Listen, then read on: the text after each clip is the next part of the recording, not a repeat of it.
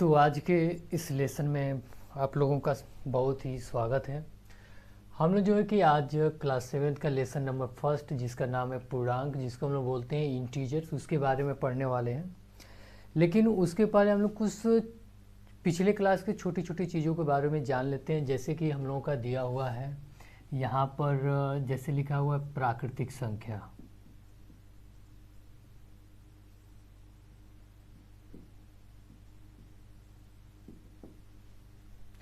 तो प्राकृतिक संख्या एक ऐसी संख्या होती है जो वस्तुओं को काउंट करने में इस्तेमाल की जाती है, अर्थात एक से लेकर अनंत तक जाने वाली संख्या को ही हम लोग बोलते हैं प्राकृतिक संख्या। मतलब एक दो ऐसे करके जाएगी कहाँ तक, अनंत तक। इसके बाद हम लोगों का क्या होता है, एक हम लोगों का होता है पूर्ण संख्या। क्या होता है, हम लोगों का एक पूर्ण संख्या होता है जिसको बोलते हैं होल नंबर। तो प्राकृतिक संख्याओं के आगे जब हम लोग शून्य लगा देते हैं तो जो भी हम लोग की बढ़ने वाली संख्याएं हैं उसको हम लोग बोलते हैं पूर्ण संख्या बोलते हैं। अब इसके बाद हम लोगों का नंबर आता है पूर्णांक के बारे में, अर्थात इंटीजर्स के बारे में। अब हम लोग जानने वाले कि पूर्णांक क्या होता है। तो कोई भी यदि पूर्णांक के बारे में पूछे, पूर्णांक या इंटीजर, तो उसके बारे में हम लोग ये बताएंगे कि शून्य, धनात्मक, ऋणात्मक, पूरी की पूरी अंक या संख्या ही हम लोगों का क्या कहलाती है, पूर्णांक कहलाती है। कई किताबों में इसका दिया है कि जो पूर्णांक होता है 3 प्रकार का होता है। जैसे हम लोगों का होता है शून्य पूर्णांक,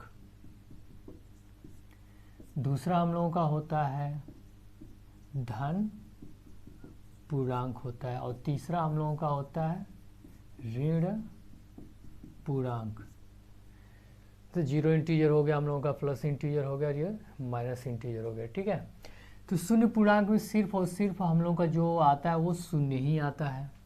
धन पूर्णांक, पूर्णांक का मतलब होता है पूरा का पूरा अंक, वो आधा नहीं होना चाहिए, जैसे 1/2, 3/4 नहीं होना चाहिए। ये क्या हम लोगों का पूर्णांक नहीं है, पूरा का पूरा होना चाहिए।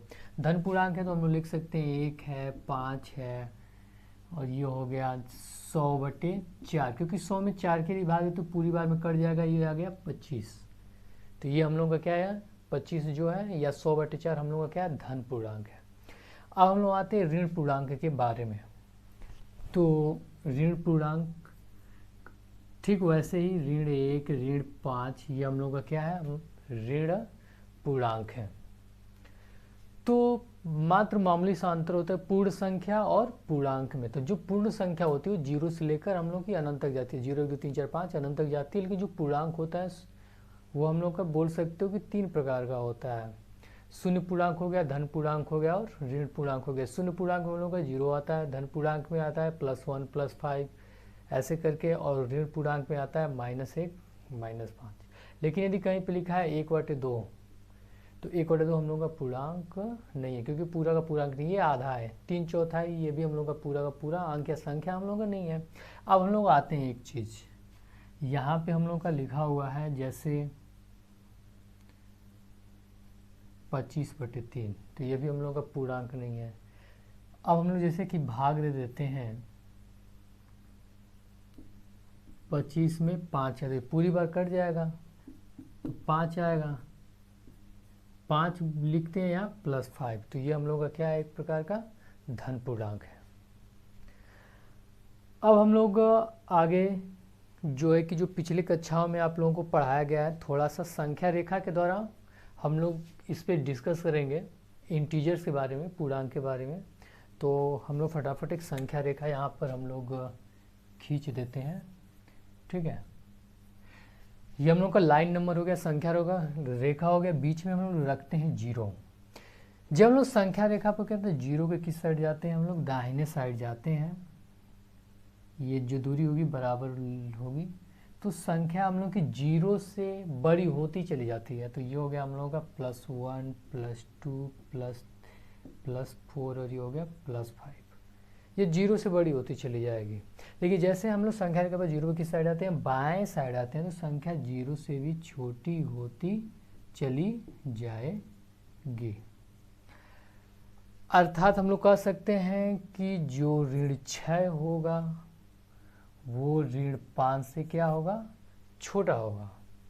अर्थात ऋण 5 क्या होगा, हम लोगों का ऋण 6 से बड़ा होगा। क्यों? क्योंकि जीरो के क्या है, ज़्यादा नज़दीक है, और ऋण 6 क्या है, शून्य के बाएं साइड है और दूर है।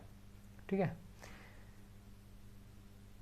अगर हम लोग की बात होती है कि 0.01 -0.01 और -0.1 में कौन बड़ा है, इसमें हमको डिस्कस ये करना कि कौन बड़ा है। तो सबसे पहले भी दोनों तरफ हम लोगों का माइनस है, तो एक बार इसको ऐसे करके छिपा लो। अब देखो कौन बड़ा हो गया। तो जो 10वां का स्थान यहाँ पे 1 है और यहाँ पे 10वां का स्थान 0 है, तो अगर हम लोग ये छिपाते हैं तो ये वाला बड़ा हो गया। दोनों साइड जब ऋण लग गया तो जो छोटा वाला है वो क्या हो जाता है, बड़ा हो जाता है, क्योंकि ये शून्य के ज़्यादा नज़दीक है।